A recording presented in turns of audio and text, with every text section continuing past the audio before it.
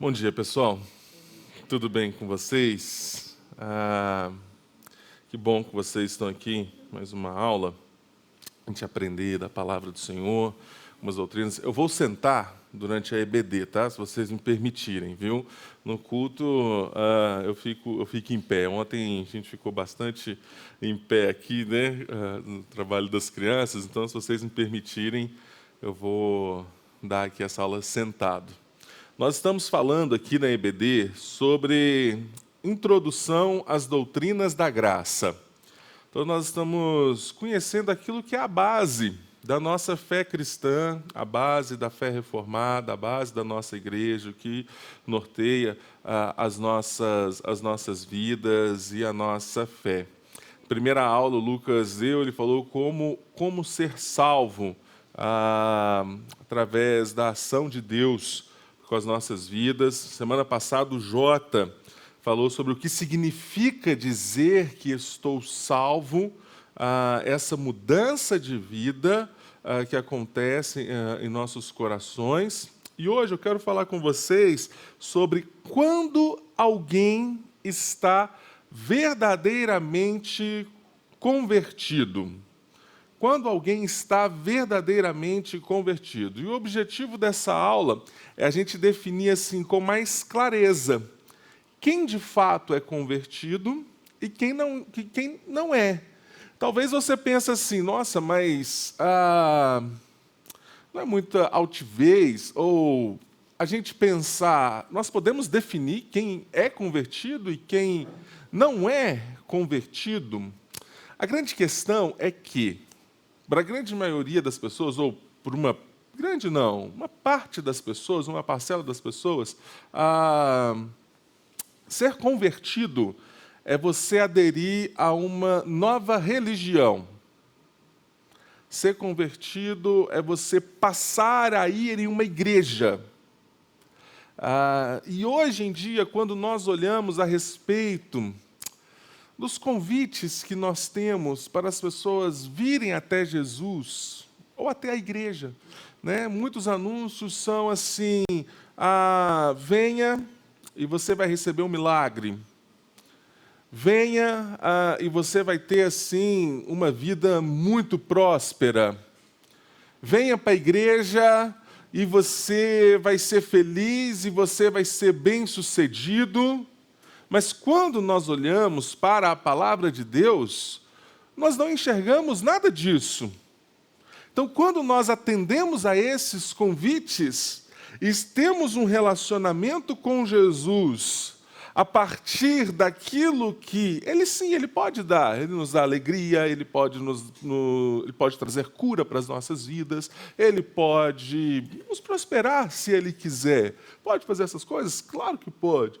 Mas quando nós partimos de um relacionamento com Deus, com base no que Ele nos dá, que Ele pode nos dar, e não com base na graça de Deus, fundamentado na graça de Deus, revelada em seu Filho, Cristo Jesus, por amor a nós que se entregou, então, nós devemos sim parar para pensar quem está convertido então.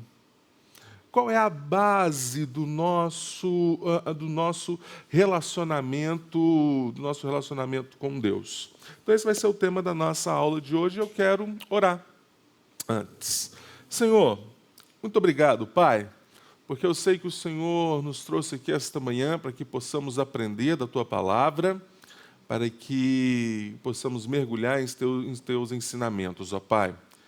Que, de fato, ó Deus, possamos aprender com excelência, com clareza, e que isso produza em nossos corações uma vida piedosa, uma vida de devoção, uma vida entregue diariamente, ó Pai, diante do Senhor, uma vida para a sua honra e para a sua glória, ó Pai, no nome santo de Jesus. Amém. Vamos aos textos, vamos deixar os textos abertos já. Vocês vão me ajudar aqui nessa aula. Temos alguns textos bíblicos aqui, a começar aqui desse canto aqui do Júlio. O primeiro texto que nós vamos ver daqui a pouco é Colossenses 3, versículo 1 e 2, Júlio. Por favor, depois aqui a Valquíria, o Emerson, puder deixar aberto em Atos 2, 37 a 39. Atos 2, 37 a 39. O Lourenço Alar, ali atrás, Romanos 10, versículo de 9 a 10. Depois aqui, se o Marquinhos puder deixar aberto em Mateus 10, versículo 32 a 33. Os meninos aqui, eu preciso, gente, o Vitor da Bia. Beleza. Isso está urgente, decorar isso já. Mas já acertei, o Vitor da Bia. Então, já estou aprendendo. O Vitor, a Bia deixa aberto aí em Lucas 5, de 27 a 29. De 27 a 29. E depois, ali, o Jair, ou Elisângela, deixa em Lucas 9, de 61 a 62. E aqui, o Lucas e a Rose, Hebreus 10, 26 e 27. E o último texto lá, Israel, Luan, pode deixar em Hebreus 10, 35 a 39.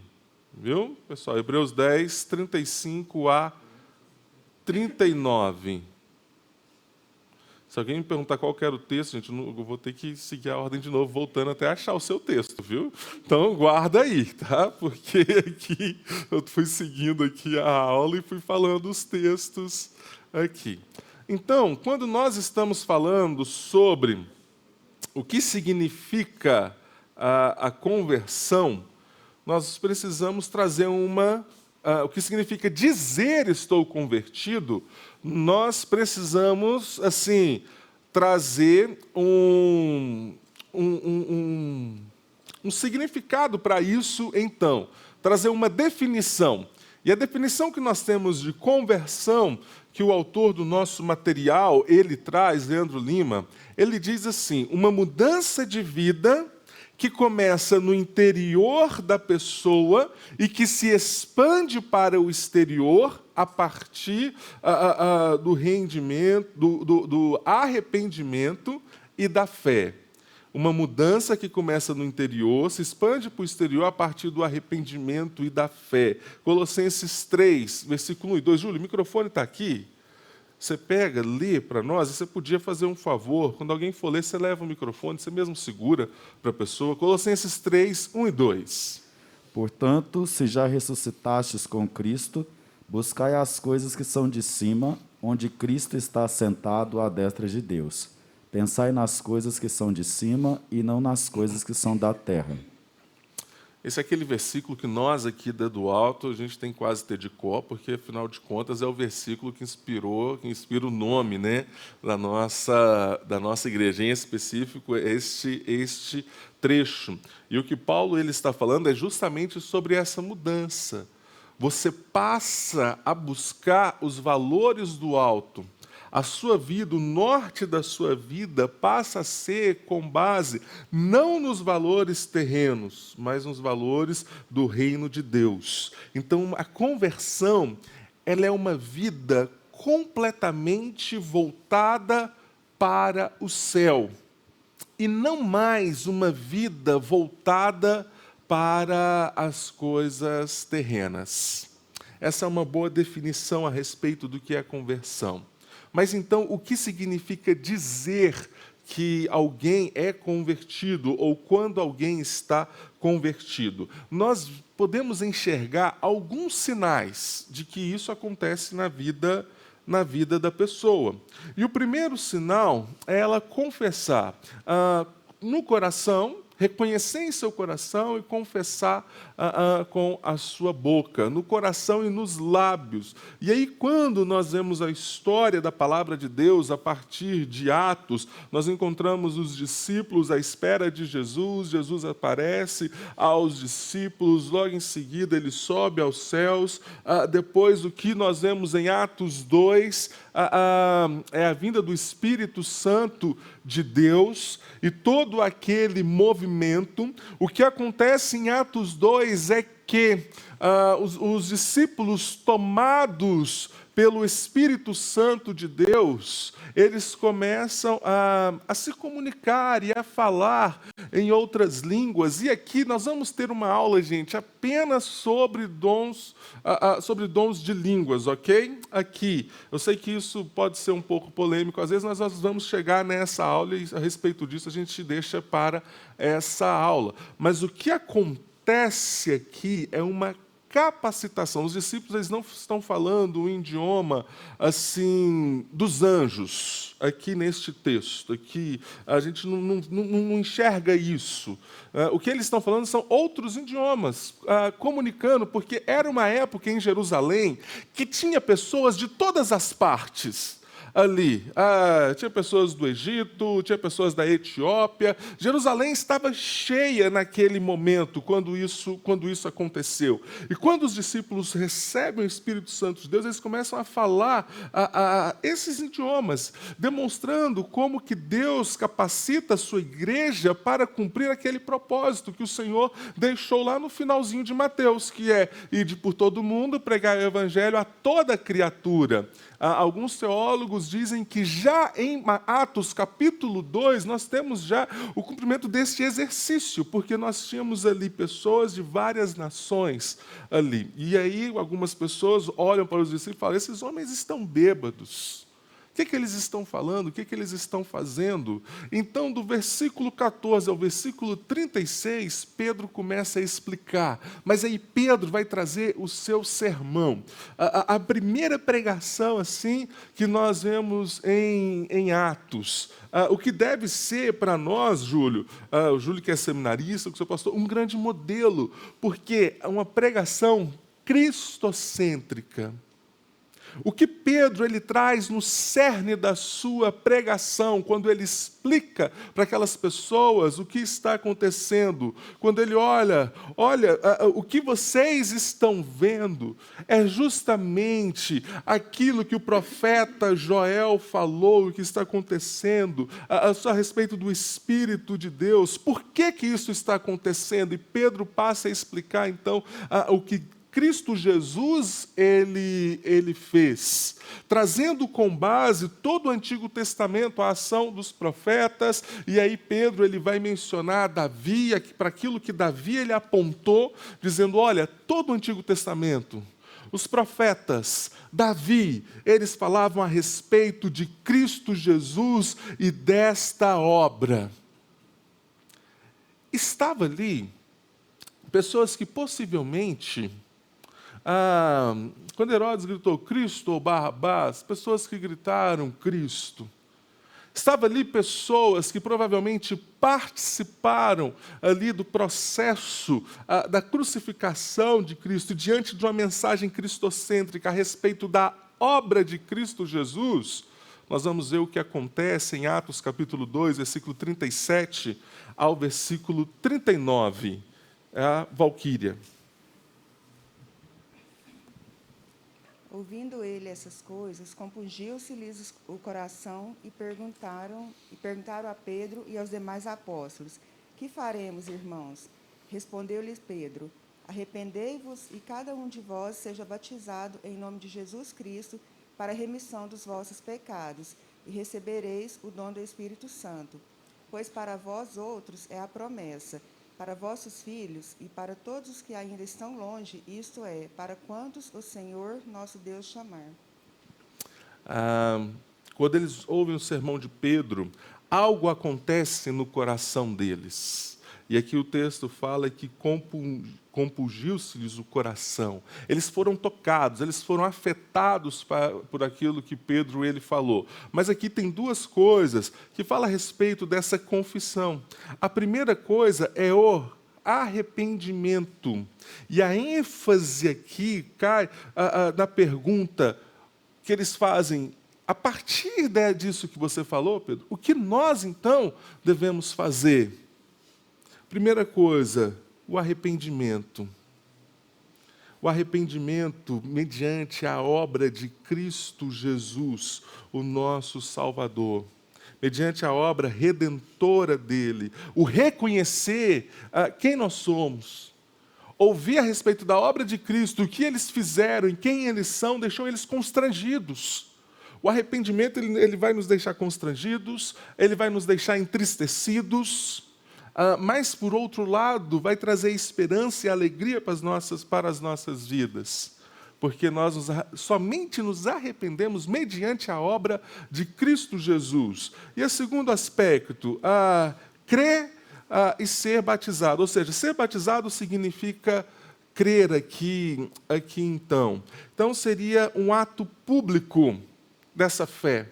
Um ato público desse arrependimento em Cristo Jesus. Não é confessar a Cristo Jesus e dizer: olha o que Cristo ele me deu, olha o que agora eu tenho porque eu fui para a igreja, como muitos convites nós temos, mas confessar o nosso arrependimento com base na obra de Cristo Jesus, reconhecer quem nós somos, quem Ele é, né? E fazer isso de forma pública.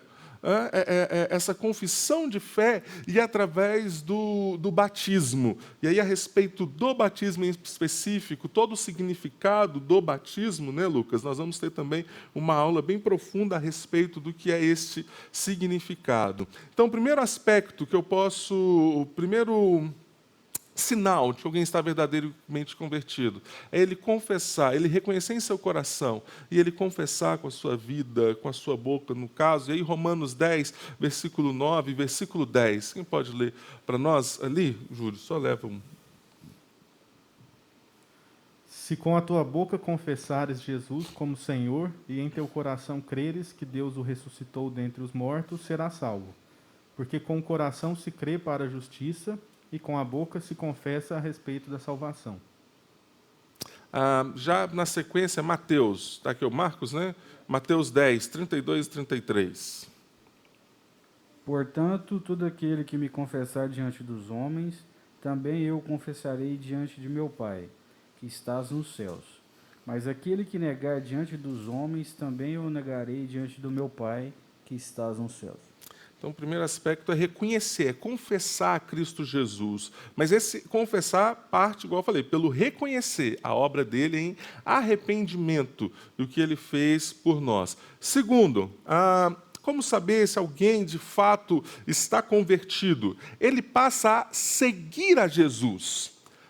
Virou assim quase que um jargão gospel, né? Alguém dizer assim: eu estou na igreja, eu passei aí na igreja, você é crente agora? Sim, eu aceitei Jesus e agora eu estou na igreja, né? E geralmente muitas igrejas o pastor faz aquele apelo e as pessoas vêm à frente e eu aceito a Jesus.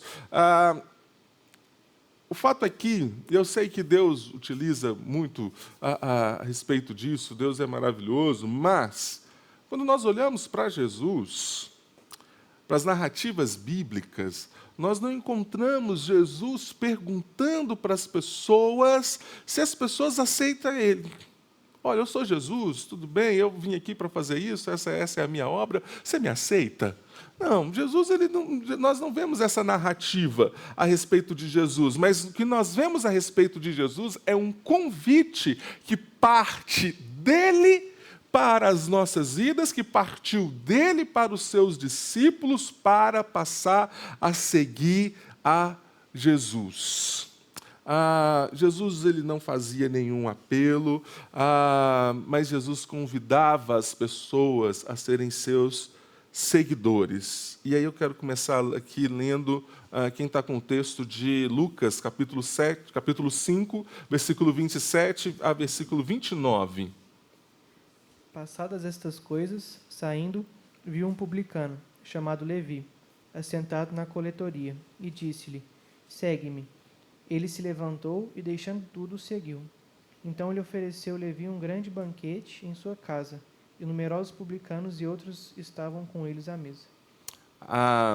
O convite que Jesus faz para Levi, ou Mateus aqui, um texto muito simples, mas muito profundo, que nos traz profundos ensinamentos a respeito de seguir a Jesus. Primeiro, como eu falei, a iniciativa, quando nós olhamos para os evangelhos, a iniciativa do convite sempre parte de Cristo Jesus. Sempre parte dele para a vida daquele que ele quer atingir. Segundo aspecto do seguir a Jesus é que Jesus ele não oferece nada a Mateus. Não fala, olha, você passa a me seguir e você vai ter riquezas, você vai ser próspero, você vai ter alegria, enfim, e tantas outras promessas. Muito pelo contrário. O convite de Jesus era um convite que certamente qualquer pessoa iria negar. Qualquer pessoa, assim, sem a ação do Espírito Santo de Deus em nossas vidas, aquele que nos convence, sem a ação direta de Jesus para nós, porque, veja, o discurso de Jesus, quando ele fala em Lucas 9, versículo 58, a vida de Jesus, mas Jesus lhe respondeu, as raposas têm seus covis e as aves do céu ninhos, mas o Filho do Homem não tem onde reclinar a cabeça. Lucas 14, 33. Assim, pois, todo aquele que dentre vós não renunciar a tudo quanto tem, não pode ser discípulo de Jesus, não pode ser meu discípulo. Esse era o convite de Jesus para as pessoas, um convite radical, um convite a uma mudança de vida. E quando nós passamos a seguir a Jesus, nós precisamos deixar algumas coisas. Quer dizer que nós vamos fazer voto de pobreza? Abrir mão de todas as coisas, fazer voto de pobreza e tal? Não, não quer dizer nada disso. Mas, por exemplo, no caso de Mateus, o cobrador aqui, ele precisava abrir mão da sua profissão. Porque a sua profissão estava ligada à cobrança de impostos e que frequentemente estava ligada à corrupção.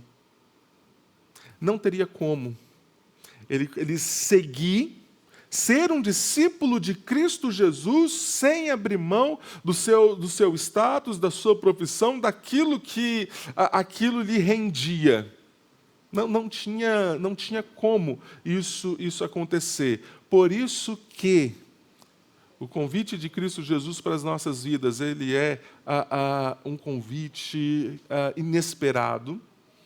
Não é um convite como nós vemos muitas vezes por aí, mas e nós só podemos seguir e entender esse convite com base no que ele fez e na ação do Espírito Santo de Deus por nossas vidas. Porque, naturalmente, nós, homens, não tem lógica, ou não seríamos tendenciosos, por nossa maldade e ganância, a atender um convite e abrir mão de tudo, renunciar a todas as coisas. Isso é a obra de Deus em nossos corações. Mas por que alguém, então, faria isso?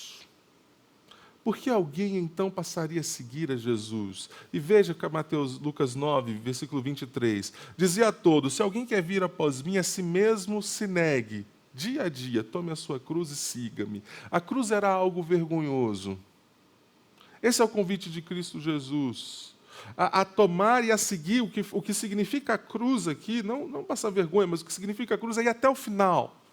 Aquele que quer seguir, olha, toma a sua cruz e vamos, vai até o final. E aqueles que são verdadeiramente convertidos, eles fazem isso porque reconhecem que já morreu para este mundo. As coisas deles estão nas coisas do alto, como nós falamos no começo aqui da aula. Terceiro aspecto, queridos, de alguém que está verdadeiramente convertido, ele não olha para trás. Lucas 9, 61 e 62, eu pedi para alguém abrir esse texto, Jair. Ainda outro disse, vou seguir-te, Senhor, mas deixa-me primeiro voltar e despedir-me da minha família. Jesus respondeu, ninguém que põe a mão no arado e olha para trás é apto para o reino de Deus. Alguém que demonstrou o interesse de seguir a Jesus, firmou para Jesus, mas quis retornar, e às vezes a gente pensa, mas qual o problema dele retornar e despedir da sua família? Nós precisamos entender que algumas ações de Jesus são ações pedagógicas na vida de alguém. E nos evangelhos, nos escritos, ações pedagógicas que ensinam as nossas vidas. Porque Jesus, ele não quer decisões fracas. O autor aqui do nosso material, ele menciona que se essa pessoa retornasse, a família talvez ia dizer para ele, mas você vai seguir a Jesus? Não faça isso. Fica aqui. Você vai renunciar a tudo, você vai abrir mão de tudo. Não, fica aqui. O que quer dizer é que o coração deste homem ainda estava apegado às coisas terrenas. É isso que estava acontecendo com ele. Havia um apego ainda. E o que Jesus está quebrando é justamente isso. E quando nós olhamos para a palavra de Deus, lá no livro de Hebreus, nós vamos ver um cenário muito parecido de pessoas que ainda estão apegadas a questões terrenas. O livro de Hebreus, que foi escrito em um contexto de forte perseguição para o povo hebreu, para os judeus, aqueles que aceitaram a Cristo Jesus e agora estão sendo perseguidos pelos seus compatriotas, que estão entregando esses para ali, esses mesmos estão entregando os seus compatriotas para o Império Romano, esses que estão perdendo famílias, casas por causa disso, e eles estão tentados a deixar a prática de seguir a Cristo Jesus com base apenas no sacrifício, na morte e na ressurreição. Mas se eles são tentados a voltar às suas práticas religiosas, para poder viver bem, para viver tranquilo com as pessoas que eles se relacionam, né? E aí todo o livro de Hebreus vai encorajar e vai exortar a esses, né? E aí, quem pegou o texto aí de Hebreus, capítulo 10, aqui, versículo 26 a 27, por favor. Porque, se vivermos deliberadamente em pecado, depois de termos recebido o pleno conhecimento da verdade, já não resta sacrifício pelos pecados, mas uma horrível expectativa de juízo e fogo ardente, prestes a consumir todos os inimigos de Deus.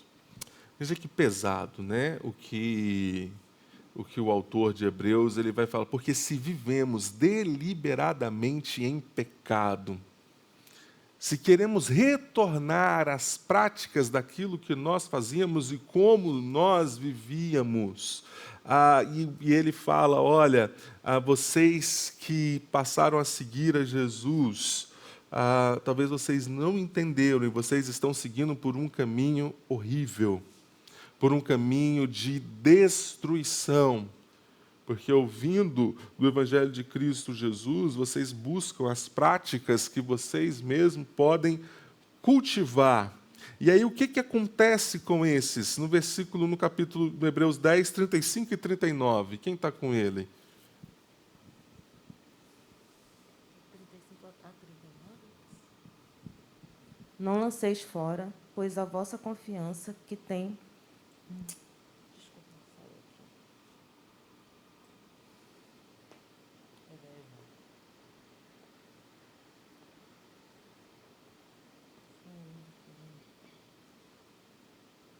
Não lanceis fora, pois a vossa confiança, que tem uma grande recompensa, porque necessitais da perseverança, para que depois de haverdes feito a vontade de Deus, alcanceis a promessa. Pois ainda em bem pouco tempo aquele que há de vir virá, e não tardará. Mas o meu justo viverá da fé, e se ele recuar, a minha alma não tem prazer nele.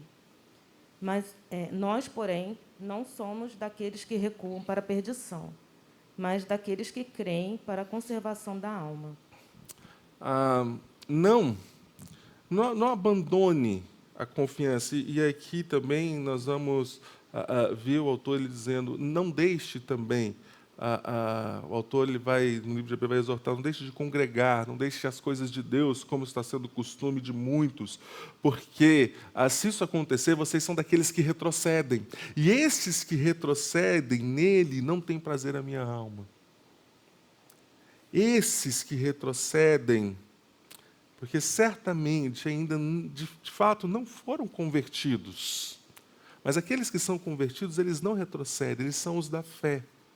E eles seguem a Cristo Jesus. E aqui nós batemos em algo, vou explicar às vezes de uma forma bem rápida, tá? Por conta do nosso tempo, que nós acreditamos que, uma vez salvos, o sacrifício de Cristo Jesus, pelo sacrifício de Cristo Jesus por nós, sempre somos salvos. Uma vez salvos, sempre salvos. Não perdemos a salvação. Esses aqui que ele está falando, eles não perderam a salvação, mas eles não eram convertidos ainda. Porque o sacrifício de Cristo Jesus, aquilo que Cristo Jesus é suficiente para perdoar todos os nossos pecados.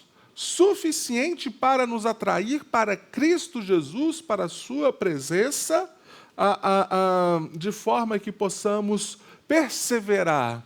O convite de Cristo Jesus é para aqueles que perseveram. O de fato.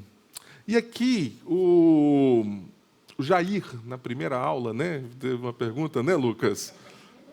Difícil a respeito da predestinação. E quando nós falamos da igreja presbiteriana, nós batemos em algumas ideias que algumas pessoas se perguntam, por exemplo, uma vez salvo, sempre salvo, mas como assim? Não quer dizer que, beleza, estou salvo, eu vou sair pecando e eu nunca vou perder a salvação? Não. Quer dizer que você foi salvo e você entendeu o que é essa nova vida voltada para o céu. E o pecado é um acaso em nossas vidas. Não nos entregamos deliberadamente para o pecado. E porque reconhecemos que a salvação é por parte de Cristo Jesus, por ação dele para as nossas vidas, para os seus filhos. E aí nós precisamos, Jair, pensar um pouco em toda a história do cristianismo, a respeito do pensamento cristão. Não é algo tão simples de explicar. Mas não é porque os presbiterianos bagunçaram, não, viu, gente? Eu já digo logo. A coisa caminhava muito certinha. Aí entrou algumas outras ideias que bagunçou a coisa, viu? O negócio. Na igreja, no primeiro século, se acreditava que sim, o ser humano ele é de fato condenado, que nasce em pecado e direcionado para a condenação, alvo da condenação de Deus. E que não existe nada que ele poderia fazer para se salvar. Como exemplo, o texto de Paulo em Efésios capítulo 2.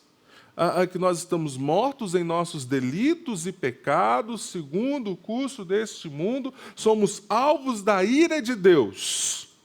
E somente podemos ser salvos pela graça e pela ação de Deus em nossas vidas. Eu não sou muito bom de datas, ok, gente? Quando eu falo a história do pensamento cristão, não sou tão bom de datas. Mas bem antes da Reforma Protestante, nós temos Pelágio e um movimento, o pelagianismo. E ele vai dizer assim, o ser humano nasce bom. E ele aprende o pecado no dia a dia. Não é que ele nasce em pecado, porque ele nasce e ele já aprende com os seus pais o pecado. Então ele não é alvo assim da ira de Deus por natureza. E ele dizia que o pecado de Adão somente afetou Adão, não todos os homens. E esse movimento se fortaleceu durante um tempo na igreja, mas posteriormente nós temos um dos grandes influenciadores do pensamento de Lutero, do pensamento de Calvino, que vai ser Agostinho, e ele vai contrapor todo este pensamento. E aí eu acho que tem até na editora Cadê o Jota, hein, gente? Tá vendo? O Jota sabe dessas coisas, gente. Do livro de Agostinho que fala a respeito escravo da... Escravo, não é escravo da salvação, escravo... Eu acho que tem na Fiel o livro, não vou me lembrar agora, mas tem essa obra já em português, no seminário até a gente tem que ler, e Agostinho ele vai contrapor todo esse pensamento e ele vai dizer, não, de fato, nascemos em pecado, somos alvos da ira de Deus e só podemos reconhecer esse amor e essa graça de Deus a partir da ação dele em nossas vidas, que direcionou para os seus filhos. Ficou esse debate durante muito tempo. Posteriormente, o pelagianismo ficou enfraquecido, mas surgiu um outro movimento chamado semi-pelagianismo. E o que eles acreditavam no semi-pelagianismo? Que, de fato, o ser humano ele poderia assim, nascer em pecado, mas que ele poderia escolher. Ele poderia escolher depois mudar de vida. Essa conversão e essa mudança de vida não parte da ação de Deus em nossos corações, mas parte de uma ação humana, de um desejo para com Deus. E vocês veem que em tudo isso, a gente não vê essas coisas na Bíblia, porque o que a Bíblia vai dizer é que nós nascemos em pecado, que nós vivemos em pecado, que nós, distante da graça de Deus, estamos condenados ao pecado, mas durante a história do pensamento cristão sempre se levantaram movimentos que, de certa forma, colocam o homem no centro da questão e tira, e abandona um pouco do aspecto da soberania de Deus sobre a vida do homem. E aí nós temos todo o movimento da Reforma Protestante, e dentro do movimento da Reforma Protestante, né, o primeiro nome, né, expoente, que seria Lutero, que foi influenciado pelo pensamento de Agostinho, mas veja que mesmo na época da Reforma, nós tínhamos ainda pessoas que simpatizavam com o movimento da Reforma, mas que viviam naquilo que era o semi-pelagianismo, como Erasmo de Roterdã. Ok? Tá certo, Júlio? Tu Júlio fez prova de história da igreja agora, essa semana, né? Erasmo de Roterdã, que compartilhava desses pensamentos a respeito disso. Posteriormente, nós temos Calvino, influenciado pelo pensamento de Agostinho, entre outros, influenciado pelo pensamento de Lutero, a respeito da soteriologia, a respeito da salvação, que é um ato de Deus, somente um ato de Deus para as nossas vidas, somente por Cristo Jesus, e Ele que toca em nossos corações, também pensava dessa forma, e a gente pensa que o pensamento a respeito da predestinação, porque Deus, deixa eu voltar um pouco antes, né? No pelagianismo, eles vão pegar o texto de Tiago, a respeito da presciência, Tiago, né, que vai falar que a respeito da presciência de Deus. E eles vão dizer que, porque Deus, em sua soberania e graça, em seu poder, Ele já sabia quem reconheceria a Cristo Jesus. Então, Ele salvou esses. Deus salvou essas pessoas que Ele sabia que iria reconhecer. Mas a palavra, depois eu posso abrir no texto de Tiago e pego o significado facilmente no dicionário que tem aqui no celular ou no computador, no Strongs. A palavra presciência que o Tiago ele fala, não quer dizer que é porque Deus sabia, mas é aqueles que Deus amou antes já. Fala a respeito do amor de Deus, esse amor pré toda a existência, que Deus amou essas pessoas antes de toda a criação.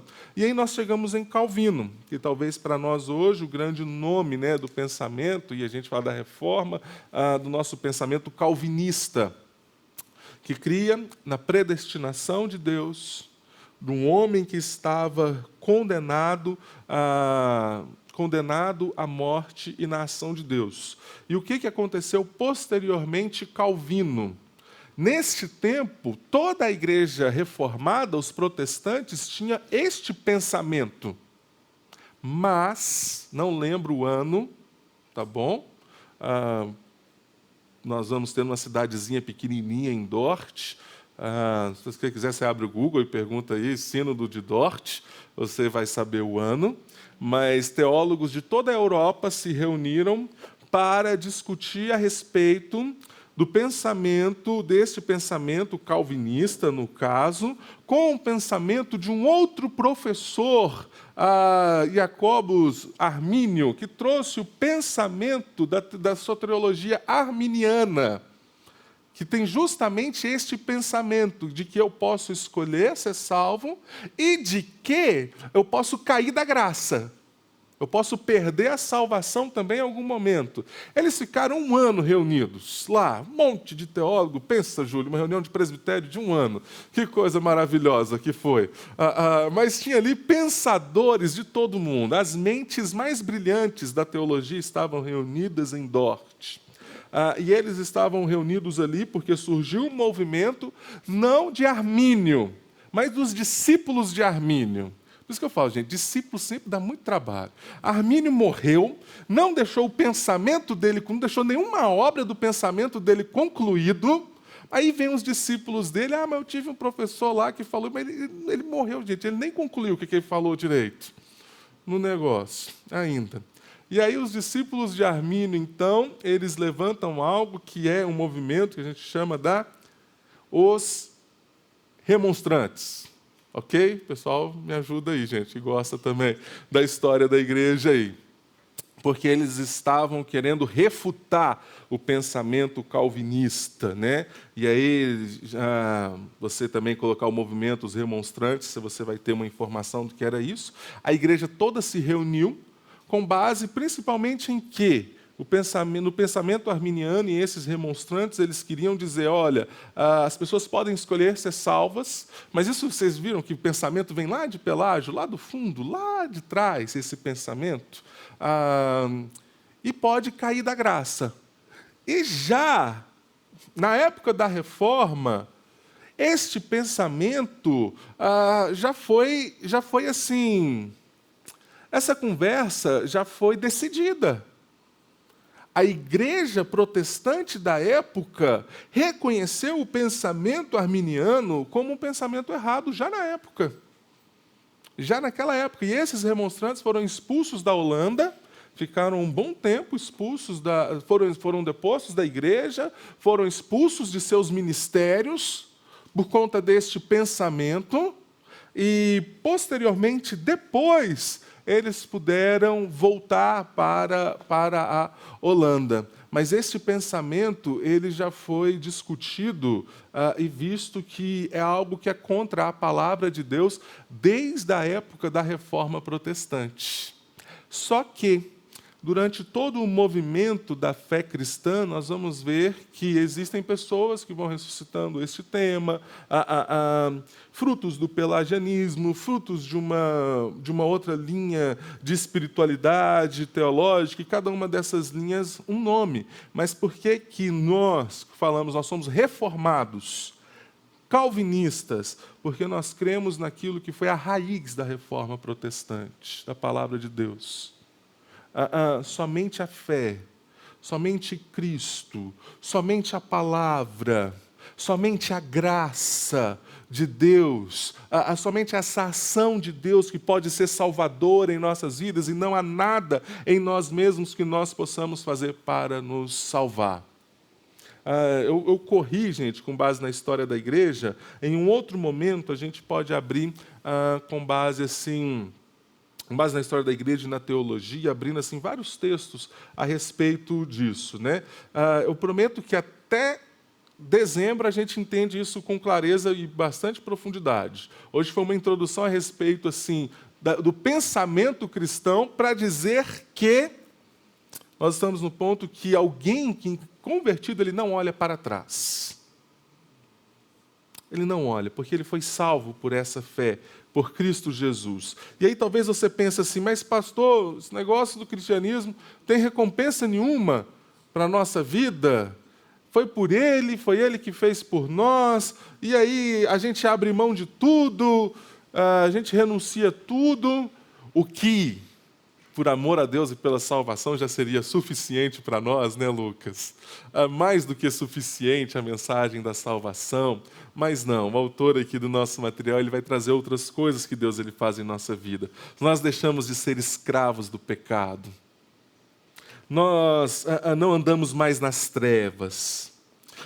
Nós temos a água da vida que mata a nossa sede, a sede do nosso coração, os nossos anseios. Nós temos paz em nosso coração. Nós temos a alegria da conversão de caminhar com Cristo Jesus. Nós temos novos irmãos, nós temos tesouros nos céus. E mais ainda, querido, uma esperança na vida eterna. Somente a certeza da salvação, queridos, que não estamos condenados, nós que éramos merecedores, já seria assim suficiente para reconhecermos a obra salvadora de Cristo Jesus. Mas essa obra, essas recompensas são mais profundas ainda. Eu sei que talvez tenha muitas perguntas. Depois do culto, durante a semana, você pode me procurar. A gente não vai ter tempo hoje para responder algumas perguntas. Eu espero ter sido claro a respeito da história do pensamento cristão, a respeito da predestinação, de onde que surgiu esses assuntos, né, dentro da igreja, mas em outros momentos a gente vai aprofundando devagarinho, tá, a respeito desses assuntos aí. Nós vamos orar. Senhor, obrigado, Pai, que de fato, ó Deus, possamos reconhecer dia após dia a ação do Teu Santo Espírito em nós, ó Pai, porque reconhecemos os nossos pecados, confessamos ao Senhor de forma pública, anunciando o Evangelho de Cristo Jesus também, ó Pai, porque passamos a seguir a Cristo Jesus, ó Deus, porque entendemos que a nossa vida, os nossos valores estão no alto, ó Pai, vem do alto, vem do Senhor para as nossas vidas, ó Deus, e não queremos ser daqueles que retrocedem, ó Pai, porque temos a plena certeza que o Senhor mesmo, Deus, faz com que os seus filhos possam ser perseverantes, ó Pai. A ação do Teu Santo Espírito é que preserva, é que faz com que os seus filhos venham perseverar na Tua presença, ó Pai.